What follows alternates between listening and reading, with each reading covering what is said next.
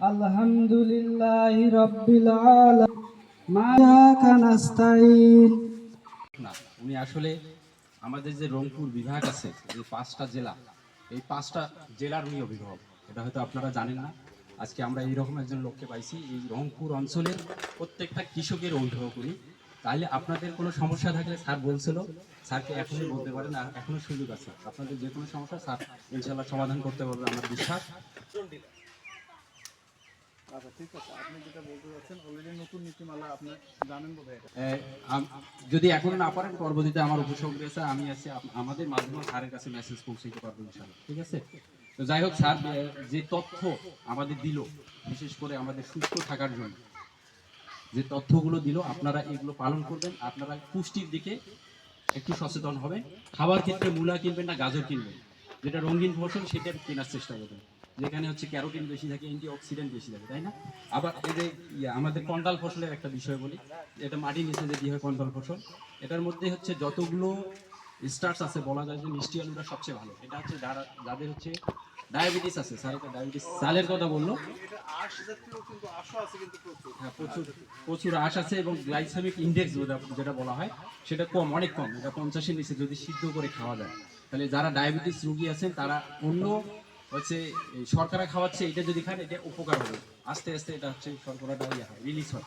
এবং এখানে স্যার বলছে অলরেডি যে অ্যান্টি অক্সিডেন্ট, পটাশিয়াম থাকে, অনেক ধরনের মিনারেলস আছে। তারপরে ভিটামিন এ আছে, ভিটামিন এর অভাবে রাত কানার অভাবে আমরা সবাই জানি। ভিটামিন সি আছে, পটাশিয়াম আছে, যেটা হার্ট রোগে অনেক সহায়ক। তা আপনারা আর এখানে হচ্ছে কিন্তু কীটনাশক মুক্ত বলা যায়, কারণ কীটনাশক দিলে সাধারণত পাতায় দিই, তাই না? পাতা দিলে উপরে ওটা চলে যায়, যেটা থাকে এখানে অতটা কীটনাশকের ইফেক্ট করতে পারে না, ছত্রাকনাশকের ইফেক্ট করতে পারে না, যার ফলে এটা আমরা নিরাপদ খাবার বলতে পারি। একদিকে নিরাপদ, একটা পুষ্টি, যত ধরনের মিনারেলস আছে, অনেক ধরনের মিনারেলস এখানে, পটাশিয়াম, ম্যাগনেশিয়াম, তারপরে vitamin C, carotene, antioxidants, glycemic index কম, অনেক গুণে গুণান্বিত।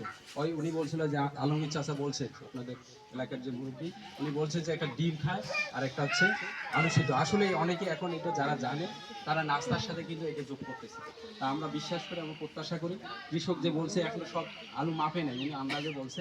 ঠিক আছে, আমার বিশ্বাস এখানে 4 মণ না হলেও 3 মণ অন্তত হবে, আমার যতটুকু আমি বিশ্বাস করি। এবং এটা উনি যদি বিক্রি করে অন্য ফসলের চেয়ে উনি এখানে বেশি লাভ পাবে।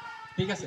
আর আপনারা যদি কেনেন তাহলে কৃষক কিন্তু আরও লাভবান হবে। কেন কিনবেন? এটা যেহেতু পুষ্টি সমৃদ্ধ, এটা খাইতে হবে। আপনারা খাইলে এটার দাম বেড়ে যাবে, তখন এটা চাহিদা বাড়বে এবং এটার আবাদ বেড়ে যাবে। আমি প্রত্যাশা করবো আগামীতে আপনাদের নিজের নাস্তা যে খান, বিভিন্ন নুডলস বা এই শর্করা খাবারগুলো খান, ওইটা পরিহার করে আপনার পুষ্টি সমৃদ্ধ খাবার সেগুলো খাবেন, মিষ্টি আলুর সাথে রাখবেন। ঠিক আছে? তাহলে আপনারা চাষ করবেন, আমার এই বাড়ি মিষ্টি আলু আর্ট এটি সম্প্রসারিত হবে, এই প্রত্যাশা রেখে আমি শেষ করতে চাই। শেষ করার আগে আপনাদের সমসাময়িক বিষয়, এলাকায় কোনো সমস্যা থাকলে সরাসরি আমার উপসহকারী এবং আমার সাথে কন্ট্যাক্ট করবেন। ঠিক আছে? যে কোনো ধরনের সমস্যা, কৃষি বিষয়ক সমস্যা।